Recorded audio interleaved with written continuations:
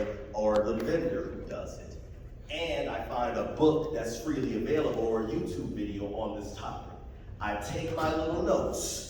Then I go to the person who I think knows this shit, and I ask them questions, and then I try to show off by, yeah, I've done this research and all this, whatever, and he's like, okay, oh, all that is just this. And I'm like, oh, okay, now, how do I get persistent on it? I spend, I don't know, 30, like right now, I'm trying to learn more about this whole CI/CD pipeline process. I've only done 3 in my life, but basically that's automating this whole plugin thing I described. So I'm learning every single step from this product called Jenkins, GitHub, Gradle that builds the code, and all these things. And I'm enjoying it, but I just break them down into smaller things, and then I play dumb, and I ask people that know.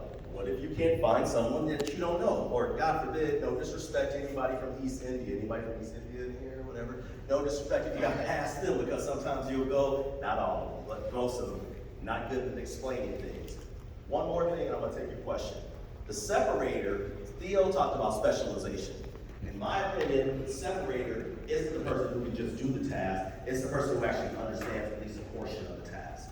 What I've always said is that it's easy to build something, but when it messes up, do you understand the flow of things where, okay, you can see, okay, this is what we can rule out, this is what we can say, okay, we can rule out this from here, and you're just chopping the problem down. I said yesterday, and I'll end on this, look at the problems, chase the problems, on your development on your development journey, don't run from the things. When you get frustrated, don't run from it. I said one last thing, I lied. Look up this thing called Pomodoro, P-O-M-O-D-O-R-O. Some of you brothers probably have heard of it. It's called the Pomodoro Technique. Fellas, this cramming shit ain't gonna work. You're gonna forget the shit, yes, you know, the next 2 weeks. Pomodoro Technique is basically, you study for 20 to 25 minutes, you take a 5-minute break, okay? They have Pomodoro timer apps or whatever on your phone. So you just study for 25, everybody has a 25 minute or 20 minutes. You take a 5 break. You do that 3 times, then you take, if you reach your 4th Pomodoro, you take a 25-minute break. All you're doing is taking that elephant and then trying to swallow it whole. You biting it one more time, pause on that. So you just taking it one bite at a time, and even if you're frustrated, listen guys, I'll go through these training courses on Udemy or whatever, and I'm like, damn, this person explained this shit like shit, and they usually have. But if I sometimes take a step back, even if it's within the Pomodoro timer, walk outside, take a walk, talk to the neighbors, say hello, come back, damn, the resolution comes right there, because your brain isn't designed to be focused intently for 2 or 3 hours.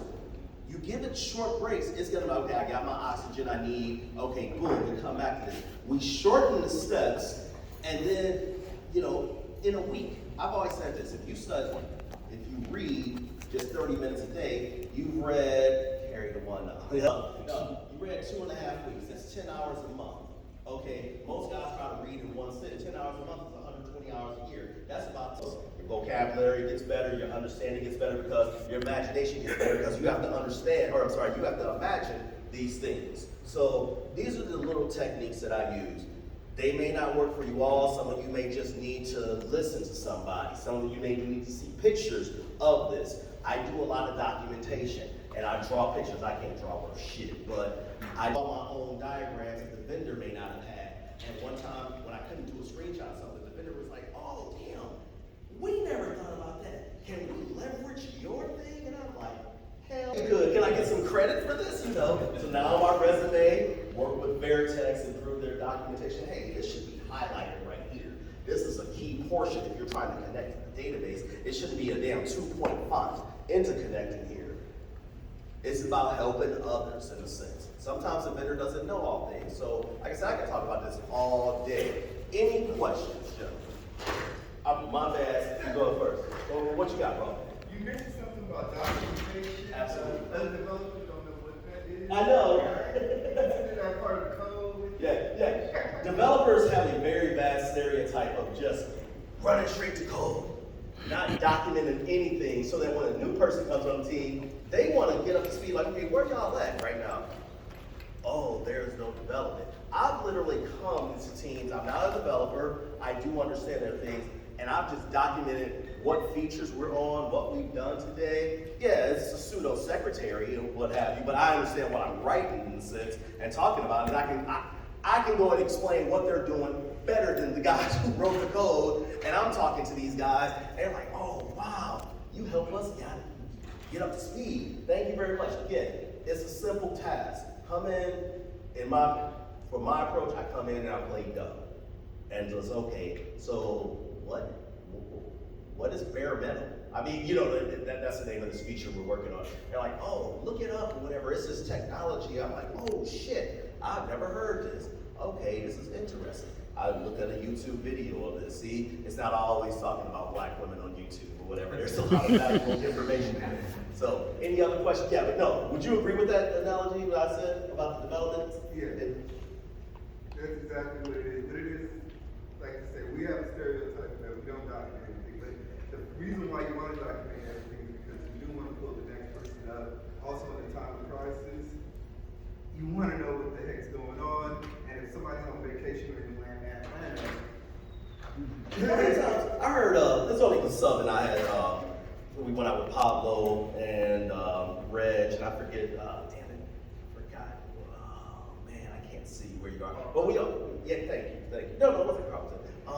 Anyways, we were out and he was talking about something about building something in his house, or I had to do this. How many times have y'all built something at y'all crib and then had to go and remeasure the shit because you didn't write down that measurement of this, and you're like, damn, what the fuck is a tape measure, man?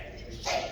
Damn, I just wrote this fucking shit down, and you mad at yourself. Well, imagine that with 300,000 lines of code, okay, that 5 people are working on, and you're like, I'm on line 100. In other words, literally 300,000 lines of code, and you're trying to figure out what this all is, and you're on line 100. If that makes sense. So, any other questions, Judge? I bored you guys that much. Oh, okay. It's called Snagit. S-N-A-G-I-T. One word. That's Snagit. What you got, Greg? Expound on the acronym SQL. Structured query language. Computers ain't shit if the data that they're holding is not reachable, right? So back in the 1950s and 60s, when they had punch cards and all this, hey, you just use the punch cards. But then somebody came up with the idea, why don't we store this data? It's nothing but a big giant ass computer electronic file cabinet. Okay, file cabinet of your user logins, of how much you spent. In banking, databases are huge. Why? Because it's doing real-time shit. So we go, you got $1,000 in your account, you withdraw 100, it better be 900 showing, not 500. And this is real time, and it has to cross different databases. That industry, you want to talk about being regulated, because United Health Group was a bank and we did credit card transactions. I know, unfortunately, a lot about this is like, damn, it's not syncing across, so thus it's not giving users the real balance, or their real lifetime balance. But and then someone will back in and say, it's not presenting it on the screen, but it is posted in the back. In other words, so it is there, we're just not presenting it. So we have to then tell users, okay, we got to put a message out here that your balance may not be accurately reflected as this. Please keep track of this receipt or whatever, And then it'll reconcile in the morning, and that's part of that whole reconciliation process. But bottom line, a computerized file cabinet, SQL is the language that's able to talk to those files. Give me all the names of the attendees in this conference. Boom. Alphabetize these names. What SQL doesn't necessarily do that, but it can. Alphabetize these names, okay? Sort them out by height. Let's say if our name, weight, height was this, give me all the brothers over 6 foot. It would be like 30 people, or not 30, but you get what I'm saying. Us short guys think everybody taller than us is 6 feet. No, but in all seriousness, that's what it is. Did I answer your question, Greg? Yes, sir. Basic filing cabinet of historical Yeah. database Electronic of file. stored information. So just okay. So when you play, I don't play video games, but I understand the concept. When you log in and it has your ID, your high scores, what games you played, who you played, the history, a database on the back end is saving that information. Cool. He is first. What does it stand for? It doesn't stand for, I don't know if it stands for anything, to be honest with you. There's Git, which is the language of pulling files from a centralized repository. Then there's GitHub, one word, that is more of a graphical based version of this. So, like I said, the best analogy is to understand is if 3 of you or 5 of you are working on documentation, you all can pull copies from what's called a master tree. Think of like a tree trunk. You can pull copies from the master and still work on it. Then you can commit your change. In other words, I modified a paragraph here. I add this change. It says, okay, now it's saved to be committed, and then you push it back into the branch. He could see it instantly if he pulled up the version, he went to lunch. He wants to work on it. He can see right now just pulling what you just worked at 11:30, assuming you go to lunch at noon. So the reason I say learn it and do, I said yesterday, do a project. There's a course on Git, on Udemy about Git for Git for documentation. I recommend it. I mean, it's $10, but it'll give you a concept. Oh, and this is what developers do when they're adding features. Git may stand for something, but I'm not sure what it is. But Hey, brother Syr Tyce. No, I'm not an IT guy, but what about backing up all the information? What happens if the power goes out? That's a good question. Well, there's an area that does that called storage. Okay, so most people, you hear terms like, and by the way, I know I've said some, they're not to me, and I try to say this in layman's terms, but, and he's giving me the hook, Sandman hook right now, but there's a storage team. Every team typically has a backup process, particularly, again, the data first. Then we even have it to where the application servers or web servers, their state can be backed up if you want it, but it's the data. I was going to talk about. Is this like a PC-matic or something like that you see on television? Yeah, but even on a bigger scale. Okay. Like most data centers, when you see those big, massive data centers, they're typically for storage. And right now, since disk space is so cheap, you can, case in point, you can find a free personal storage drive for 5 gigs of data. Yeah, I'm sorry, not 5 gigs, 5 terabytes of data for free. No, I'm sorry, 5 gigs, definitely not 5 terabytes. But the point I'm getting at is that disk space has gotten cheaper, but that's typically most businesses backed up. Now, here's one thing, I'll add one caveat. Do they do nightly backups? Then you get into the whole incremental backups. Incremental means we don't need to back up everything. We just need to account for the new arriving guest or whatever, or the new data. Or does it back up every hour? Now, if you're dealing with banking, that shit is backing up continually as it's replicating. Things are very, because again, we're dealing with money, like the stock market and all those things.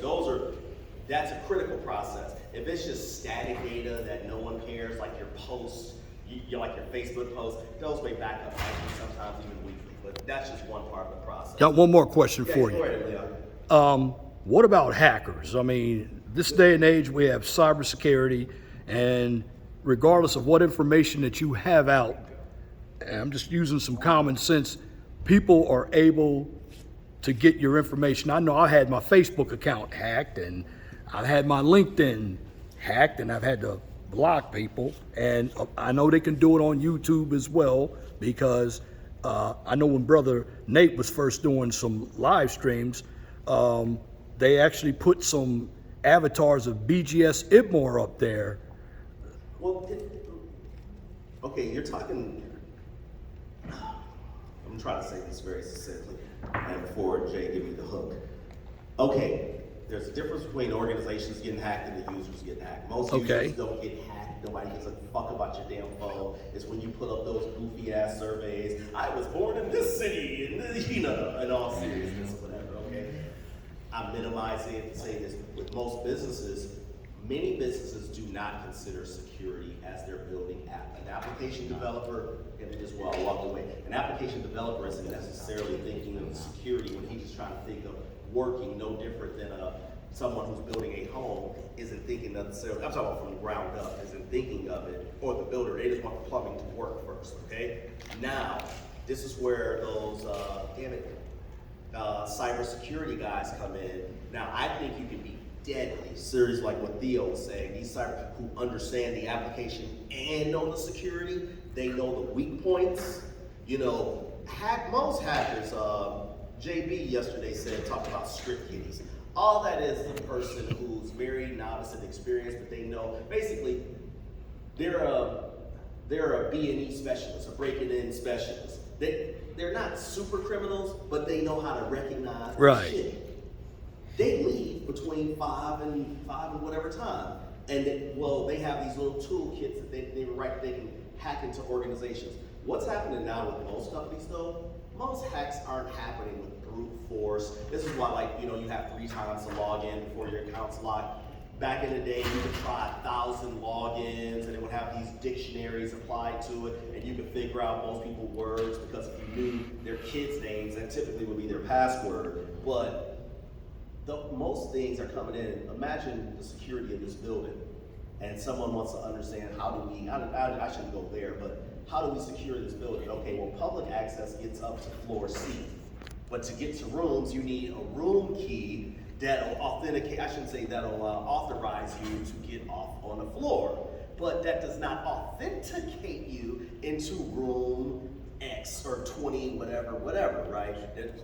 Fancy question. What's the difference between authorization and authentication? You'll hear this lots of times. Authorization, you're authorized to be on this floor. Authentication, are you who you say you are to have access into this area?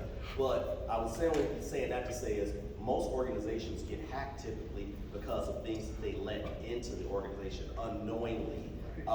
Things that have been clicked by an individual's email, and they're not trying to attack immediately. They're just in the network.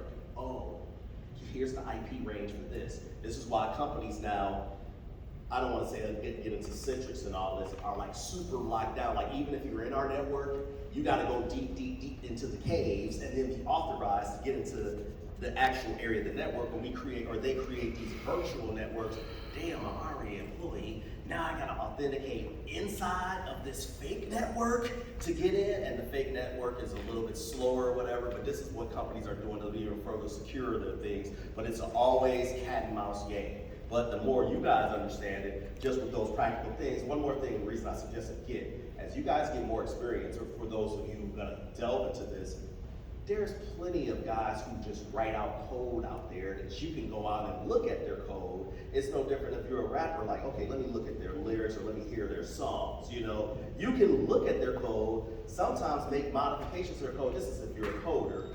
And like, oh, this is what their mindset is, you know? So it's very open for those who really want to learn, but one step at a time. You know, I know my time is limited, but you got one. I get you both. Let's hold the question to be actually. Yeah. Hey, we're going to take a 10-minute break. So please come. This brother right here is the most personable guy you ever meet. Come and ask your questions to him with our 10-minute break, real quick. All right. Give him a hand.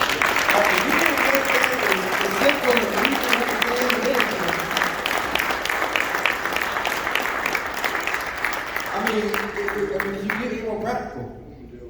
Did he not break it down?